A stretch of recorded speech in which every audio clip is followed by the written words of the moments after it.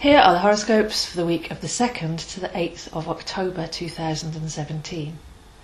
We begin the week with a very strong aspect that's coming through from last week as well, which is Jupiter opposite Uranus square Pluto. So 3 heavyweights here playing off against each other. Jupiter is in Libra, getting ready to go into Scorpio next week. So we're doing the final summing up of everything we've learnt since last October. So a balance has been found, harmony has been restored if we've looked at where the imbalances are and we've made the balances within inside ourselves. So the higher, the lower, the inner, the outer, the masculine, the feminine, everything that normally gets adjusted at this time coming out of the autumn equinox with the sun in Libra as well. That's all been going on all year really, with Jupiter clearing the way of anything that's blocking us from that balance, peace and harmony. Opposite we have Uranus in Aries, and this has been an aspect since 2011. Uranus moves into Taurus next May and cusps between Taurus and Aries in 2018. So in total it's a 7-year phase, and Uranus in Aries has been teaching us how to rewire our brain, how to be independent, how to think for ourselves, and how to hold the vision of a better world as we start a new cycle there with Aries. So with Jupiter clearing the way and balancing us in Libra, and Uranus calling us to our independence, this is the perfect opposition as we head towards the full moon in Aries later this week. If you think about it, Aries is ruled by Mars, the masculine driving force, and Libra is ruled by Venus, the feminine grounding force. So for these two to be opposite, they're not necessarily opposing each other in a combative way, but there is a middle ground to be found. And to have this big opposition going on as we go towards the full moon in Aries is absolutely perfect to take all these lessons. Where do I stand? Where do I stand with others? Where do I stand within myself?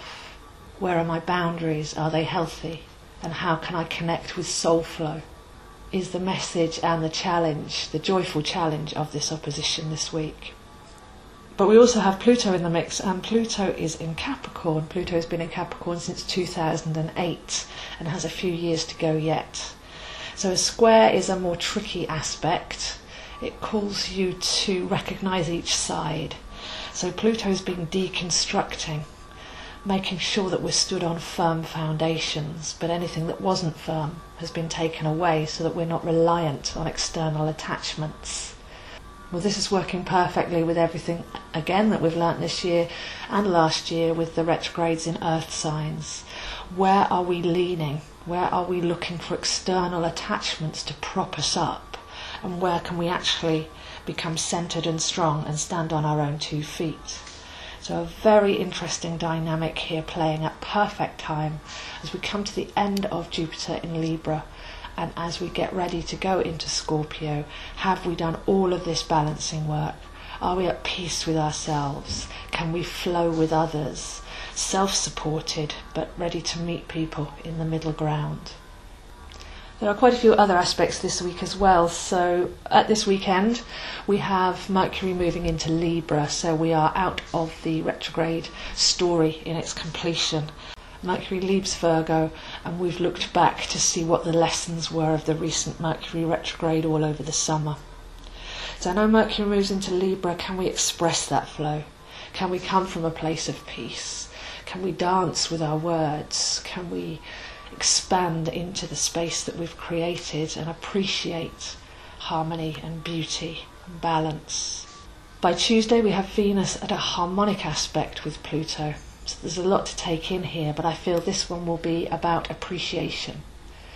Do you feel appreciated? Do you appreciate yourself? Do you appreciate others?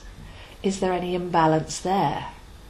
Are you more appreciative of others but not receiving the same appreciation back? This is about deep value and healing, connecting to your own power, your own sense of deep worth. But as I say, it's a harmonic, so this one comes in perfectly again just before the full moon in Aries. Deep self-appreciation, reconnecting with your value, your worth, and making sure that you are placing yourself in environments where you're valued as well, instead of giving out, serving too much. It's important that we place ourselves in harmonic environments and that we trust from the heart that we'll be drawn to places where our worth on the inside will be reflected back to us in our relationships and our projects. So a very deep start to the week, that inner work to be done, that balance to be found, those questions to be asked, to connect to the heart, to connect to our self-worth. Because as we get towards Thursday, we have the full moon building up an electric charge at 12 degrees Aries. Very interesting one. This carries on the harmonic here, because as I've said, we've got the sun in Libra, that puts the moon opposite in Aries. So that's Venus and Mars opposite each other again, just like Jupiter in Libra and Uranus in Aries. So we have this stretch across the skies, which is doubled by Thursday, lighting the candle on the cake really of everything that we've done. The masculine and feminine are complementary forces, they don't compete. If they recognise and respect each other, then harmony can be found. But we live in a world where we're all taught to be on the masculine side, which is outward directed, trying, pushing, thinking, doing. So really balancing that sense of heart, that sense of self, where we magnetise to us from our own sense of self-worth, where we hold, where we nourish, where we nurture. That's the message of this full moon. We've been taught to find our integrity. We've been taught to reconnect with that worth so that our relationships can be more harmonious. And internally, Aries, Libra, this axis is the head and the heart. So we've had lots of opportunity to balance those as well. And wrapping all of this up, we've had an opportunity over the last couple of years to deprogram the mind and to uncondition the heart. So hopefully we should be feeling lighter and more expanded inside, to be able to shine more brightly our true selves.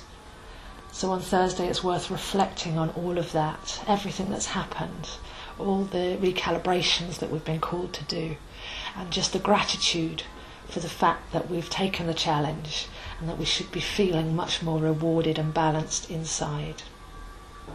As we approach the weekend, we've got Venus square Saturn, so another difficult aspect here. I feel this carries on the theme of honour, ethics and authenticity. A meditation for Friday, Saturday, Sunday might be, where is your honour internally? Where are your ethics? What honour code are you living by? And have you updated it lately? Venus square Saturn calls for discipline, to centre in honesty and take responsibility for what we're creating and where it's coming from, and to listen to the wisdom of our heart. We're living in new territory with the internet now, so there are some aspects of life where we haven't been taught an ethics code, where we're having to actually cusp the wave ourselves. What is authentic speech? What is authentic activity? When we're all able now to reach right across the world from our own laptop, are we actually running our lives on the internet and running our businesses with authenticity? And where are our own set of rules? Where is our own honour code as to how we communicate and how we connect? So that's quite an interesting challenge, really, one that we've not had before, and one that we need to learn from, because there's quite a bit of an ethical activity that goes on online, and it's for us to find where we're comfortable and what we stand for in this whole new environment. So to sum up a hugely powerful week, some challenges at the beginning of the week to look at the final recalibrations towards authentic, fluent soul connection with ourself and others.